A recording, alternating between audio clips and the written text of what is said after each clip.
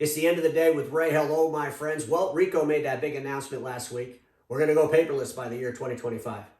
Ricoh, Konica, Sharp, Xerox, all my friends in the industry, please quit telling people paperless.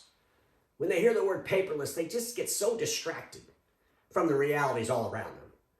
And they just can't imagine never holding a sheet of paper in their hand again. And they don't really understand the real threat. So please explain it this way. So I'm going to give you all a hint, kind of give you a little lesson here on the end of the day with Ray. Explain it this way. With the advances in technologies, in business processes, our core deliverable of print is becoming less relevant to our customers. With the advances in technologies and business processes, our core deliverable of print is becoming less relevant to our customers, and that declining relevance is really speeding up. Therefore, we've got to do something different. We've got to add more relevance to those customers, right? That's what it's all about. It's about adding relevance.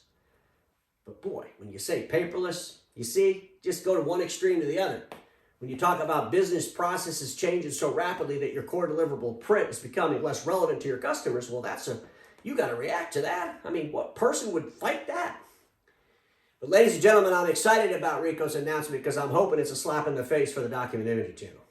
A major player in the space, telling the whole world that by 2025, they're going to be paperless. Telling the whole world that by 2025, more of their revenue and more of their profits are going to come outside of print than print itself.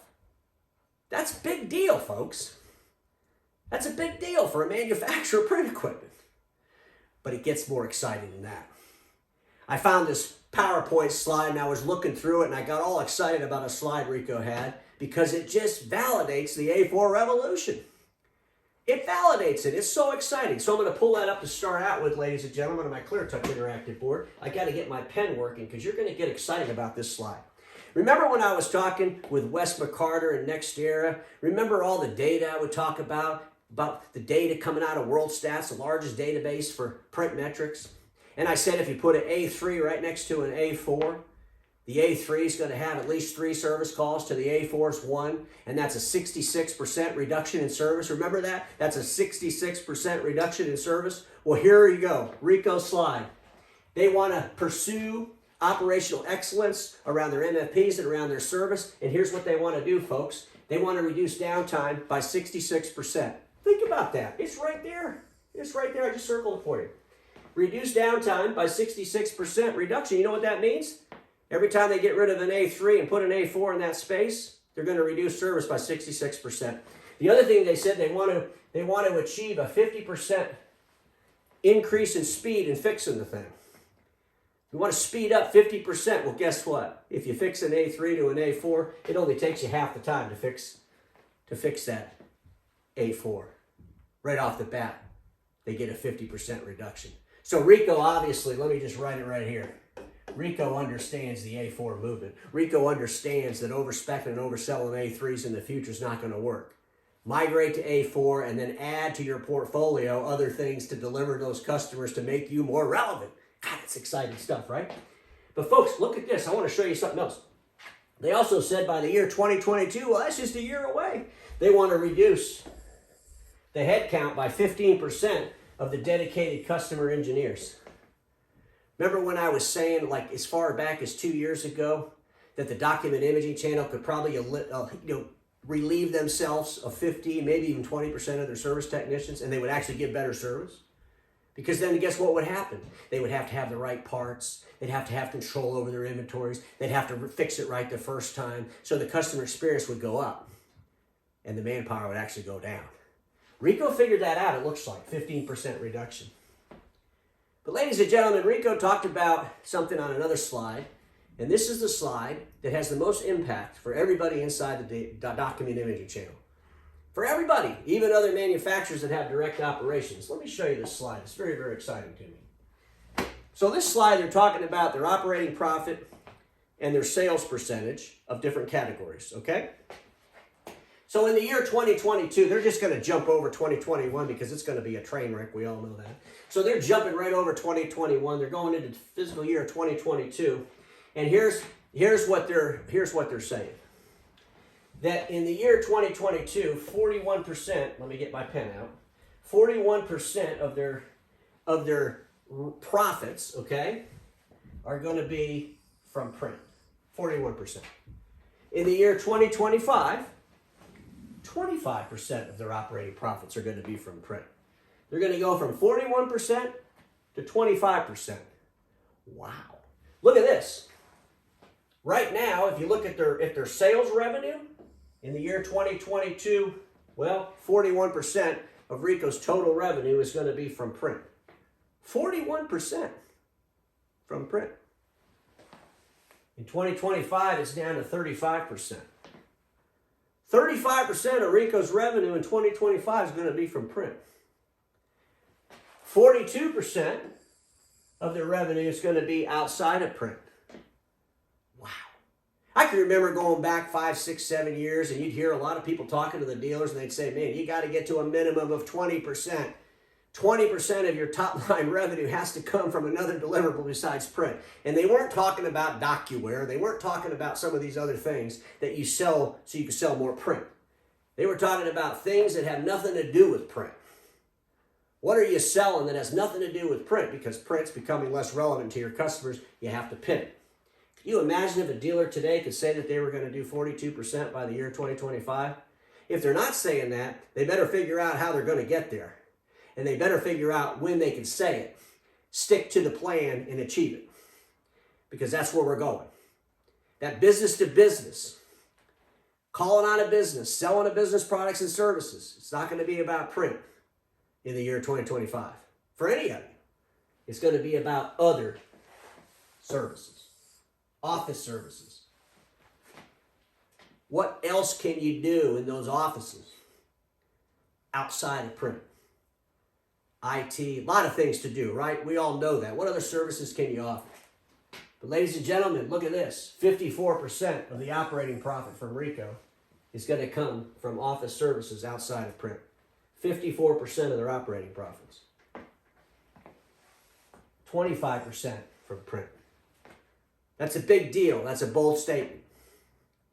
And Ricoh's got a lot of work to do to get there. And quite honestly, without some really big changes in what they're doing, I don't see how they're going to get there.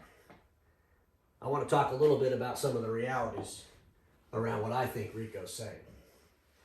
The first thing I want to do is show you this other slide I found that they're saying that by the year 2025, they want to exceed an ROE of 10%.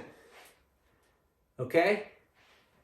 They want to have an operating profit above 10%.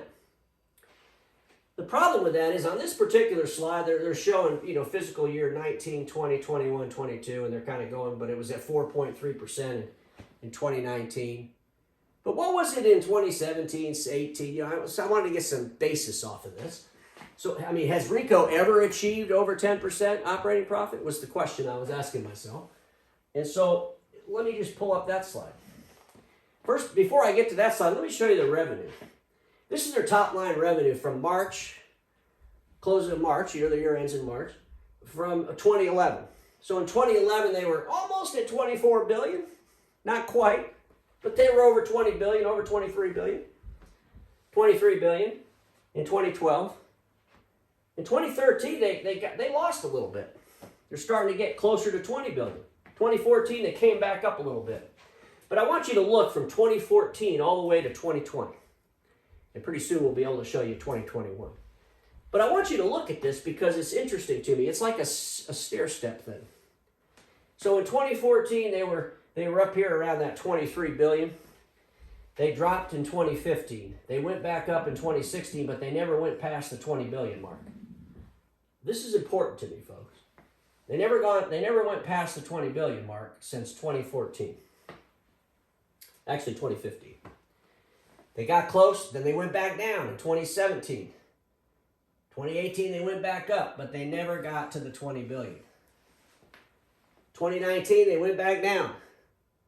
2020, they came back up a little bit. Well, we know where they're going to go in 2020. They're going to be around 16-something billion. This is US dollars, by the way. They're going to be at 16-something billion. So, they really haven't had any stellar growth And quite honestly, they keep going lower. It's like this every other year thing with them. And I don't know what that means, but that's something to analyze, I think. So let me cross this off. I want to pull up one last slide here. This one here comes right off of Ricoh's website. So let me just lower this for you, folks. This slide actually says 10 years of growth. And it's, Ricoh at a glance on the Ricoh website. The first thing I want to do is say I appreciate Ricoh saying 10 years of growth, but I think that's a little bit overambitious because I don't see the 10 years of growth. I just showed you that other chart. But let me just go to this one and we'll show you the sales, okay? They make it a little bit nicer because they make the lines closer so it looks like everything's kind of close. But in 2011, this is in billions of yen, so this would be about 20 billion US dollars. So in 2011, they're close. They didn't go over 20 billion until 2014. 2014, 2015, and 2016, they were pretty much over 20 billion. They started to drop down in 2017, but they're just barely over the line. 2018, they went up just a little bit. 2019, they're right at 20 billion. 2020, they're right at 20 billion. At the end of the day, folks, it's not 10 years of growth. 10 years of growth would be like this, right? Let me get my pen out because a lot of times people get confused on the line for growth. But 10 years of growth, it would go like this. This is like, we could just say it's flat at best, right? It's really flat at best. It's not 10 years of growth. But the thing that concerns me about their aspirations on that other slide where they're talking about they want to achieve at least 10% operating profit. Well, let's look at operating profit. They've never achieved 10% since 2011. 10 years. What's going to change? In 2014 or 15, they got in with MindShift. They started doing some things with MindShift. They had this, that's been going on for almost 6 years now. Have they been able to penetrate that business into those print customers? They haven't. Konica's had the same struggles, folks. That's that video I did talking about can direct manufacturers really deliver alternative products outside of print. Ricoh's saying they want to do it. Konica never said that yet, but Ricoh went out there and said, oh my God, by the year 2025, we're going to be doing a whole lot more outside of print than we are with print. So their aspirations are great. I just don't see how they're going to do it. I don't see why the stock market went crazy when they said it a couple of weeks before they actually post their finances. I think it's a fantastic marketing strategy. It's a great diversion. But it will be interesting to see the reality and how all this pans out. I give Ricoh kudos for telling the world that there's a problem. Just don't say paperless anymore. Business processes have changed so drastically. Technology's advanced so much that our core deliverable of print is becoming less relevant to our customer. We're going to shift from A3 to A4, less dollars. So there's a lot of things that are going to contribute to you doing more money outside of print. And at least you're willing to admit that. Go on record with that.